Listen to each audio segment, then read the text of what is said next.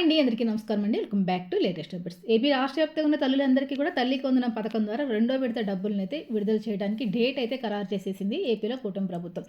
AP రాష్ట్ర వ్యాప్తంగా ఉన్నటువంటి మహిళలందరికీ కూడా ఎవరైతే తమ పిల్లల్ని 1వ తరగతి నుంచి ఇంటర్మీడియట్ వరకు స్కూళ్ళకి పంపుతూ ఉన్నారో అలాంటి తల్లిదండ్రుల ఖాతాల్లోకి ఒక డబ్బులనేవి జమ కాబోతున్నాయి. మరి తల్లికి వందనం పథకాన్ని మనకి 2025 సంవత్సరం జూన్ నెలలో ప్రారంభించడం అయితే జరిగిందండి. అప్పటి నుంచి కూడా కొన్ని సాంకేతిక కారణాల వల్ల ఇప్పటి వరకు కూడా చాలామంది మహిళలకు డబ్బులైతే జమ కాలేదు. ఇలాంటి ఇబ్బందులు మరి ఈ సంవత్సరం జరగకుండా ఉండాలి అని చెప్పేసి కొన్ని రకాల అప్డేట్స్ని అయితే విడుదల చేసింది మన ఏపీలో కూటమి ప్రభుత్వం. అంటే గత ఏడాది విడుదల చేసినప్పుడు డబ్బులు మహిళల నుంచి ఏ విధమైన దరఖాస్తులు తీసుకోకుండానే స్కూల్ నుంచి తీసుకున్న డేటా ప్రకారం పిల్లలు ఎవరైతే స్కూల్కి వెళ్ళి చదువుతూ ఉన్నారో ఆ పిల్లల డేటా ప్రకారం డబ్బులు అనేవి ఖాతాలోకి జమ అవ్వడం అయితే జరిగిందనమాట. తర్వాత డేటా తీసుకున్న తర్వాత కొంతమందికి మరి అన్ని రకాల ఎలిజిబిలిటీ ఉన్నా కానీ రాష్ట్ర వ్యాప్తంగా ఎవరైతే మహిళలు ఉన్నారో వారికి డబ్బులు అనేవి పడలేదన్నమాట. ఎందుచేత పడలేదు అని అంటే కనుక రేషన్ కార్డు లేకపోవటం, ఆధార్ కార్డుకి కేవైసీ లేకపోవటం, అదేవిధంగా బ్యాంకు ఖాతా నెంబరు, ఆధార్ నెంబర్ అనేవి సరిగా లింకింగ్ చేసుకోకపోవటం, ఎన్పిసిఐ లింకింగ్ చేసుకోకపోవటం, దీంతో పాటుగా సిస్టమ్ వెరిఫికేషన్ వల్ల కూడా చాలామంది తల్లులకైతే డబ్బులు అనేవి ఖాతాలో పడక విద్యార్థులు చాలా రకాల ఇబ్బందులు అయితే పడుతూ ఉన్నారు. మరి ఇప్పుడు మళ్ళీ మనకి 2026 సంవత్సరానికి సంబంధించి ఇప్పుడు ఇంకొక 2 నెలల్లో స్కూల్ అనేది క్లోజ్ అయిపోతుంది. మళ్ళీ మనకి జూన్ నుంచి స్కూల్ అనేది రీఓపెన్ అవుతుంది కాబట్టి మళ్ళీ తల్లికి వందనం పథకం అనేది ప్రారంభమైతే జరుగుతుందండి. ఈసారి మరి గత ఏడాది తల్లికి వందనం పథకంలో జరిగిన మిస్టేక్స్ ఈ ఏడాది జరగకుండా ఉండాలని చెప్పేసి ప్రభుత్వం కొన్ని రకాల మార్గదర్శకాలను అయితే రిలీజ్ చేయబోతుందన్నమాట. ఈసారి మహిళల నుంచి దరఖాస్తులు తీసుకోవాలని చెప్పేసి నిర్ణయం తీసుకుంది. ఎవరైతే మహిళలు అప్లై చేసుకున్నారో అప్లై చేసుకున్న తర్వాత వారి యొక్క దరఖాస్తులన్నీ పరిశీలించి అర్హతను బట్టి ఒక డబ్బులు ఖాతాలు వేయాలని చెప్పేసి నిర్ణయం తీసుకున్నారు.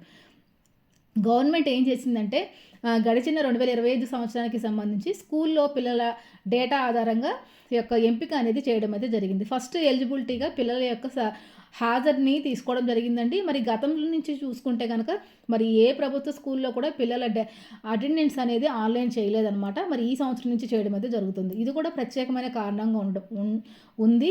ఇవన్నీ గమనించిన ప్రభుత్వం ఈ యొక్క తల్లికి వందనం పథకానికి సంబంధించి కీలక మార్పు చేర్పులను అయితే చేయడము జరిగిందనమాట. అన్ని రకాల ఎలిజిబిలిటీ ఉండి ఉన్నవారికి ఎలాంటి ఇబ్బంది పడకుండా పిల్లలు ఎలాంటి చదువుకి ఎటువంటి ఇబ్బంది రాకుండా ఉండాలని చెప్పి ప్రభుత్వం ఈసారి నిర్ణయం అయితే తీసుకుందనమాట. ఈసారి దరఖాస్తులు అయితే స్వీకరించిపోతున్నారండి. ఈ అమ్మఒడి రెండో విడత అంటే తల్లికి వందనం పథకానికి సంబంధించి ఈ రెండో విడత డబ్బులను తీసుకోవడానికి ప్రభుత్వం అయితే అవకాశం కల్పించబోతోంది. ఈసారి ప్రతి ఒక్కరూ కూడా దరఖాస్తు అనేది చేసుకోవాల్సి ఉంటుంది. మరి దరఖాస్తు చేసుకోవడానికి ఏమేం ప్రూఫ్స్ కావాలి, ఎలా మనం దరఖాస్తు చేసుకోవాల్సి ఉంటుంది, ఎక్కడ దరఖాస్తు చేసుకోవాలి, ప్రభుత్వం ఏ విధంగా మన డాక్యుమెంట్స్ అన్నీ కూడా వెరిఫికేషన్ చేస్తుంది, అదేవిధంగా ఏ విధమైనటువంటి అర్హతలు కూడా చూస్తుంది అనే పూర్తి సమాచారం ఈరోజు వీడియోలో డీటెయిల్గా తెలుసుకుందాము. అదేవిధంగా మరి గడిచిన సంవత్సరం 2025 సంవత్సరానికి సంబంధించి తల్లికి వందనం పథకానికి సంబంధించిన డబ్బులు ఇంకా ఎవరికైనా రిలీజ్ కాకపోతే మరి దాన్ని ఇప్పుడు రెండో విడతలో ఈ ఫిబ్రవరి నెలలో రిలీజ్ చేస్తారని చెప్పేసి మరి అప్డేట్స్ కూడా ఉన్నాయండి. ఎందుకంటే మరి మనకి నిన్న మొన్న క్యాబినెట్లో సమావేశాలు అయితే జరుగుతూ ఉన్నాయన్నమాట. ఈ సమావేశాల్లో చర్చించి తల్లికి వందనానికి సంబంధించి పెండింగ్ డబ్బులను వెంటనే రిలీజ్ చేయాలని చెప్పేసి మరి విద్యాశాఖ మంత్రి నారా లోకేష్ గారు కూడా చెప్పడం అయితే జరిగిందనమాట. అయితే డబ్బులు పండే తల్లులు ఎవరైతే ఉన్నారో వారందరూ కూడా ఇప్పుడు నేను చెప్పే డాక్యుమెంట్స్ అన్నీ కూడా మీరు సిద్ధం చేసి పెట్టుకోవాలి. ఎందుకంటే జూన్ నెల నుంచి మళ్ళీ మనకి ఒక తల్లికి వందనం పథకం ప్రారంభం కాబోతుంది కాబట్టి మరి మనకి ఏప్రిల్ నుంచి కూడా ఒక దరఖాస్తులు అనేవి తీసుకుంటారండి. దరఖాస్తులు మహిళల నుంచి తీసుకుని పూర్తి స్థాయిలో 2 నెలల వరకు వెరిఫికేషన్ అనేది చేసి ఎలిజిబిలిటీ ఎవరికి ఉంది, ఎవరికి ఎలిజిబిలిటీ లేదు అన్న విధంగా ఒకసారి పూర్తి స్థాయిలో చెకింగ్స్ అనేవి కూడా ఉంటాయన్నమాట. కాబట్టి తప్పనిసరిగా ప్రతి ఒక్క మహిళ కూడా నేను చెప్పే విధంగా మీరు ఈ అప్డేట్స్ అన్నీ కూడా చేసుకొని సిద్ధంగా ఉంచుకోండి. ఓకే ఫ్రెండ్స్, మరి ఇక ఇంకొక విషయం ఏంటంటే ఈ యొక్క అమ్మఒడి పథకానికి సంబంధించి ఎవరైతే పిల్లల్ని స్కూల్కి పంపిస్తున్న మహిళలు ఉన్నారో వారందరూ కూడా కొన్ని విషయాలను అయితే గుర్తుపెట్టుకోవాలి. ఎందుకంటే పిల్లల్ని క్రమం తప్పకుండా స్కూల్కి పంపించాలండి. పిల్లలకి దగ్గర 70% పైన అటెండెన్స్ అనేది పిల్లలు అనేది మెయింటైన్ చేస్తూ ఉండాలన్నమాట. నామమాత్రానికి స్కూల్కి పంపించి ఒకరోజు స్కూల్కి వెళ్ళి ఇంకో రోజు స్కూల్కి వెళ్ళకుండా ఆ విధంగా ఉండే పిల్లలకైతే యొక్క డబ్బులు అనేవి పడవన్నమాట. మరి డబ్బులు గవర్నమెంట్ నుంచి వచ్చే డబ్బులు మీరు అందుకోవాలంటే కనుక ఖచ్చితంగా మీరు పిల్లల్ని స్కూల్కి పంపించాలి. ఒక తల్లికి ఎంతమంది పిల్లలు ఉన్నా అంతమంది పిల్లల్ని కూడా ఖచ్చితంగా మీరు స్కూల్కి పంపించాలండి. అది ప్రభుత్వ స్కూల్ అయినా, ప్రైవేట్ స్కూల్ అయినా, కాలేజీలైనా ఏమైనా సరే మరి పిల్లలు సరిగ్గా చదువుతున్నారా లేదా అన్న పూర్తి బాధ్యత తల్లిదే. కాబట్టి ఈ పథకానికి తల్లికి వందనం అని పేరు పెట్టడం కూడా జరిగిందనమాట. ఈ పథకానికి సంబంధించి మరి మహిళలు ఏ విధమైన డాక్యుమెంట్స్ కలిగి ఉండాలి అంటే కనుక, ఖచ్చితంగా ఈ యొక్క తల్లికి వందనం పథకానికి అప్లై చేసుకోవాలి అనుకున్నవారు ఖచ్చితంగా ఆంధ్రప్రదేశ్‌లో శాశ్వత నివాసితులే ఉండాలి. అదేవిధంగా మీ పిల్లలు కూడా ఆంధ్రప్రదేశ్‌లో ఉన్న స్కూళ్ళల్లో, కాలేజీలో చదువుతూ ఉండాలండి. పక్క రాష్ట్రాల్లో చదువుతున్న పిల్లలు ఈ యొక్క పథకానికి ఎలిజిబిలిటీ కారనమాట. ఇది మెయిన్ ఎలిజిబిలిటీగా ఉంది. అదేవిధంగా మీరు హౌస్ హోల్డింగ్ మ్యాపింగ్‌లో నమోదై ఉండాలి. మీ మీరు మహిళలు నమోదై ఉండాలి. అదేవిధంగా మీ పిల్లలు కూడా ఏదో ఒక హౌస్ హోల్డింగ్ మ్యాపింగ్‌లో నమోదై ఉండాలి. అంటే మీ గ్రామాల్లో ఉన్న సచివాలయాలకి సంబంధించి అక్కడ ఉన్న హౌస్ హోల్డింగ్ మ్యాపింగ్‌లో మీరు నమోదై ఉండాలి. దీంతో పాటుగా 6 రకాల వెరిఫికేషన్ అనేది కూడా ఖచ్చితంగా ఉంటుందండి. చాలామందికి ఇక్కడ ఎలిజిబిలిటీ ప్రాబ్లమ్ అనేది రావడం అయితే జరుగుతుంది. మరి యొక్క 6 దశల ధృవీకరణ అనేది మీరు తప్పనిసరిగా చేయించుకోవాలి. అదేవిధంగా 6 స్టెప్ వెరిఫికేషన్ అయిపోయిన తర్వాత మీరు జియో ట్యాగింగ్ కూడా చేసుకోవాలన్నమాట. దీని తర్వాత P4 సర్వే కూడా మనకి గతంలో చేసింది కూటమి ప్రభుత్వం. మరి P4 సర్వే కూడా చేయించుకోవాలండి. తర్వాత ఆధార్ కార్డు, రేషన్ కార్డు, పిల్లవాడి యొక్క ఆధార్ కార్డు కూడా ఖచ్చితంగా ఉండాలి. రేషన్ కార్డులో మీ పిల్లలు ఖచ్చితంగా రేషన్ కార్డులో ఉండాలన్నమాట.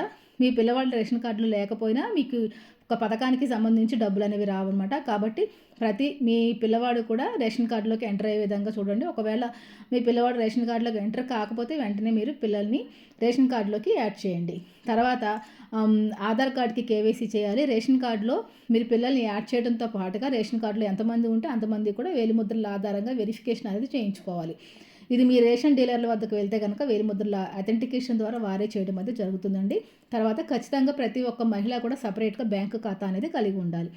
ఈ బ్యాంకు ఖాతాకి NPCI లింకింగ్ అనేది చేయించుకుని ఆ బ్యాంకు ఖాతాకి మరి ఆధార్ నెంబరు, అదేవిధంగా ఫోన్ నెంబర్ లింకింగ్ చేసుకుని ఉండాలండి.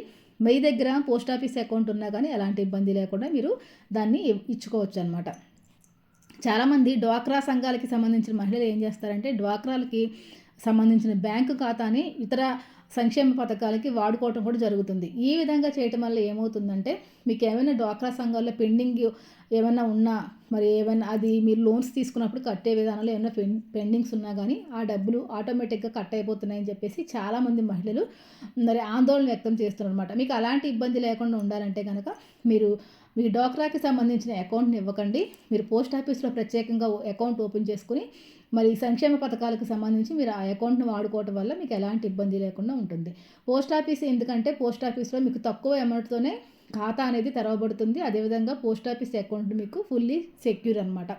పోస్ట్ ఆఫీస్లో మీరు అకౌంట్ ఓపెన్ చేసినా ఒకవేళ దానికి కూడా మీరు ఆధార్ లింక్ చేసుకోవాలి, ఫోన్ నెంబర్ లింక్ చేసుకోవాలి. ఇవన్నీ చేసుకుంటే మీకు ఎలాంటి ఇబ్బంది ఉండదండి. మరి మనకి రాబోయే ఏప్రిల్ నెల నుంచి కూడా తల్లికి వందనం 2వ విడతకి సంబంధించి ఈ డాక్యుమెంట్స్ అనేవి తీసుకోవడం అయితే జరుగుతుంది. కాబట్టి ఖచ్చితంగా మీరు ఈ యొక్క అవకాశాన్ని వినియోగించుకోండి. స్కూల్ నుంచి కూడా డేటా అనేది తీసుకుంటారండి. స్కూల్ నుంచి తీసుకున్న డేటా, అదేవిధంగా మీ నుంచి కూడా దరఖాస్తులు తీసుకొని సచివాలయంలో ఉన్న ఉద్యోగస్తులు ఇవన్నీ కూడా మీ ఎలిజిబిలిటీ ఉందా లేదా అని చెప్పేసి చెక్ చేసి, అదేవిధంగా మీ దరఖాస్తులన్నీ కూడా పై అధికారులకి సమర్పించి అక్కడి నుంచి కూడా పూర్తి స్థాయి వెరిఫికేషన్ అయిన తర్వాత అర్హుల లిస్టులో మీ పేరు చేర్చడం అనేది జరుగుతుందన్నమాట. కాబట్టి ఖచ్చితంగా ఏపీ రాష్ట్ర వ్యాప్తంగా ఉన్నటువంటి మహిళలందరూ కూడా ఈ యొక్క విషయాన్ని గమనించండి. మరి గతంలో జరిగిన తల్లికి వందనం పొరపాటు ఈ సంవత్సరం జరగకుండా జాగ్రత్త పడండి. ఇదండి వాళ్ళ వీడియో. చూస్తే కనుక తప్పకుండా లైక్ చేసి, షేర్ చేసి, కామెంట్ చేయండి. మరొక మంచి మళ్ళీ కలుసుకుందాం. అంతవరకు సెలవు. నమస్తే.